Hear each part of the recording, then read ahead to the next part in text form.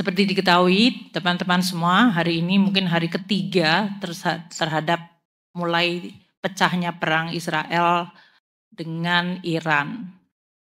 Dan ini telah menyebabkan langsung pada hari pertama harga minyak naik lebih dari 8%. Yang tadinya pada kisaran di 70 bahkan di bawah $70 untuk Brent. Itu terjadi kenaikan lonjakan bahkan tertinggi sempat mencapai $78.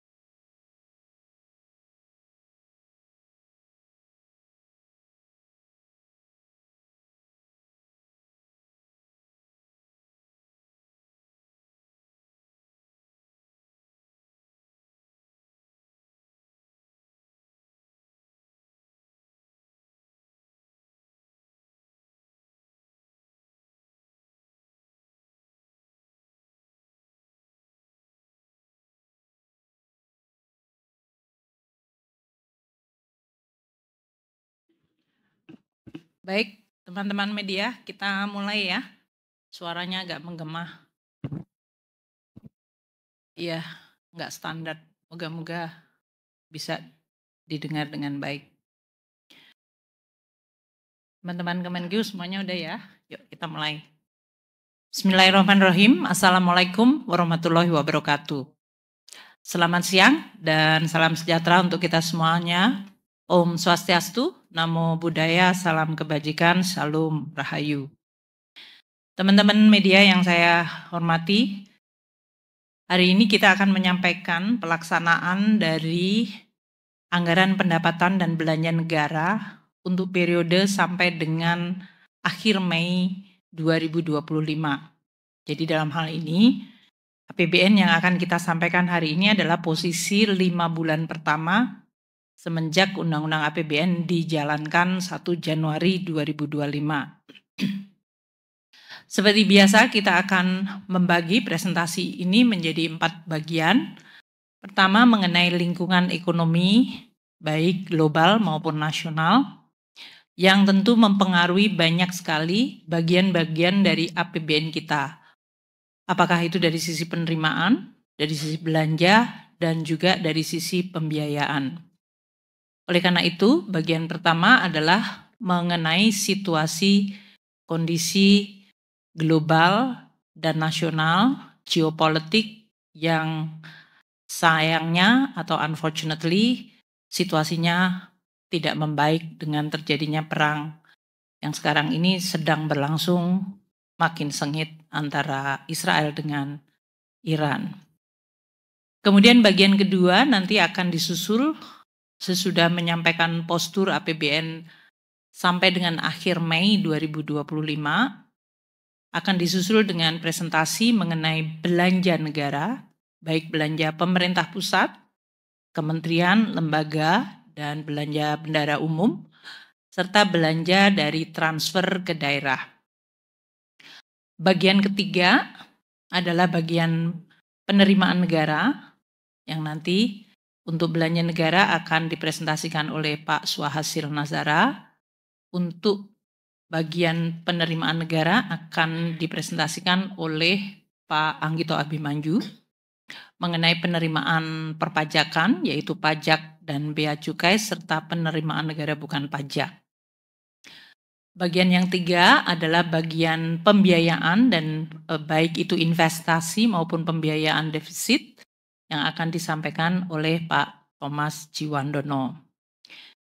Jadi saya akan memulai hari ini dengan melihat perkembangan perekonomian global nasional yang telah mempengaruhi dan dalam hal ini APBN terus bekerja keras di dalam rangka melakukan mitigasi terhadap situasi yang terus bergejolak dan berkembang. Saya memulai dulu dari kondisi geopolitik.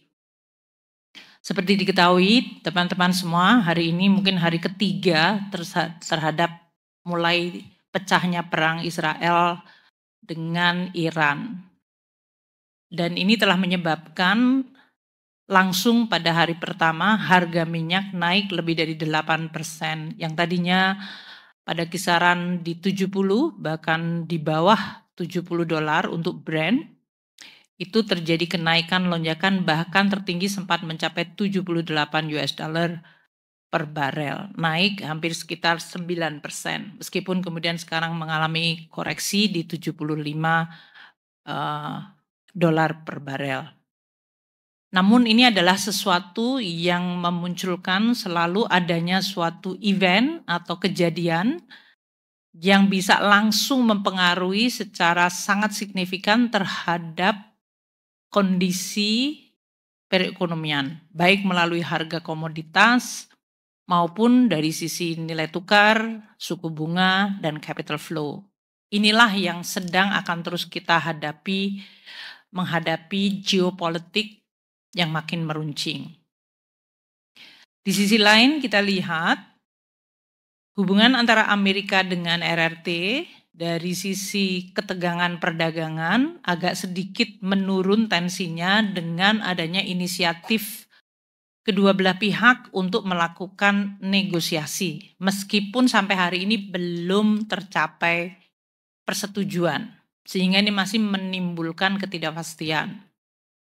Yang hari ini diumumkan oleh Presiden Trump dengan Perdana Menteri Inggris adalah trade deal antara Amerika dengan Inggris. Padahal Amerika Serikat menyampaikan apa yang disebut policy pada saat Liberation Day adalah penerapan tarif kepada lebih dari 60 negara di dunia. Namun yang baru mengalami atau mendapatkan persetujuan dari sisi kebijakan perdagangan bilateral, baru satu negara yang secara official diumumkan oleh Presiden Trump. Ini yang menimbulkan tentu ketidakpastian karena deadline mengenai 90 hari, yaitu pada bulan Juli nanti, itu sudah makin mendekat.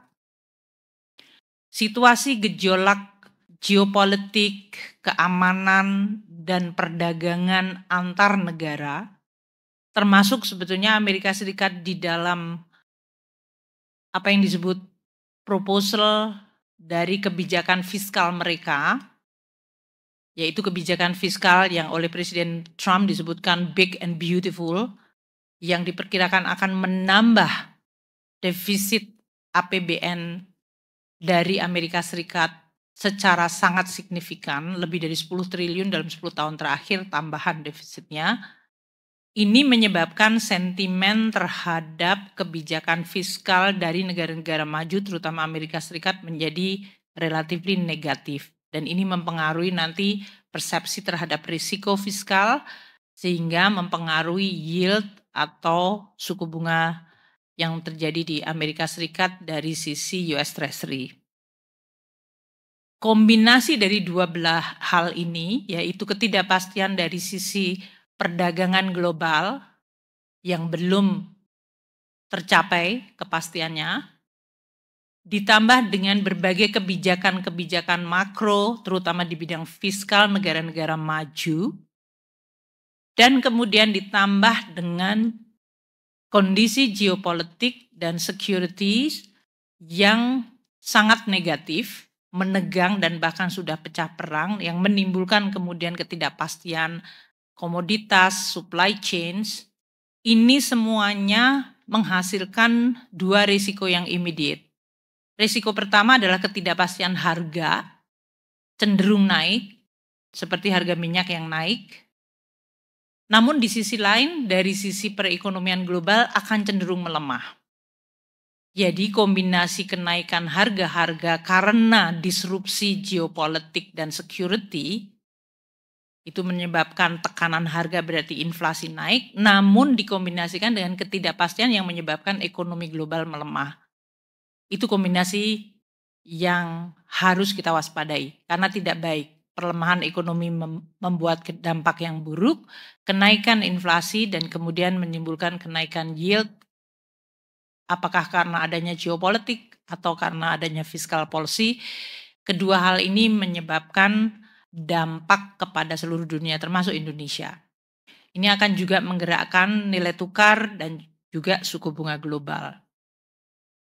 Maka kita lihat kecenderungan adanya dampak negatif dari situasi dunia ini dari terutama negara-negara yang dianggap signifikan atau systematically important country seperti Amerika, RRT, kemudian Eropa, Jepang, Inggris. Ini menyebabkan kegiatan ekonomi terutama di sektor manufaktur mengalami tekanan. Kita lihat di sini 49,6 indeks dari PMI manufaktur global. Ini berarti secara global kegiatan sektor manufaktur cenderung dalam zona kontraktif. Dan angka ini adalah angka terendah sejak Desember 2024.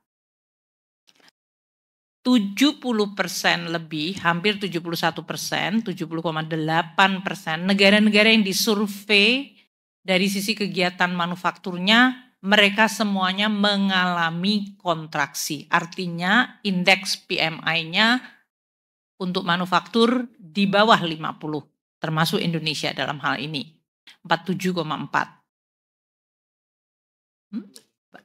Globalnya 49,6, Indonesia di 47,4. Hanya 29,2% negara yang disurvei untuk PMI ini yang masih ekspansif. Artinya sektor manufakturnya masih memiliki aktivitas ekspansi. Ini adalah dampak yang kita lihat dalam geopolitik, security yang makin fragile, yang makin rapuh, dan rentan, yang menyebabkan implikasi kepada kegiatan ekonomi, ekspor, import, manufaktur, dan juga dari sisi capital flow yang berdampak kepada seluruh dunia. Seperti dilihat, risiko bagi Indonesia terlihat dengan global economic melemah, kemungkinan mempengaruhi permintaan terhadap barang-barang ekspor kita. Harga komoditas ada yang pick up sangat tinggi, bukan karena supply demand dalam artian biasa, tapi lebih karena disruption, karena adanya disrupsi.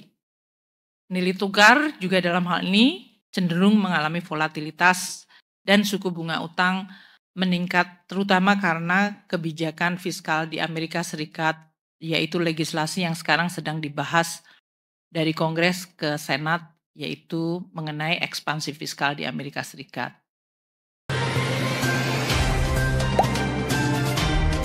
Dengarkan berita bersuara. Klik fitur text to speech di inews.id.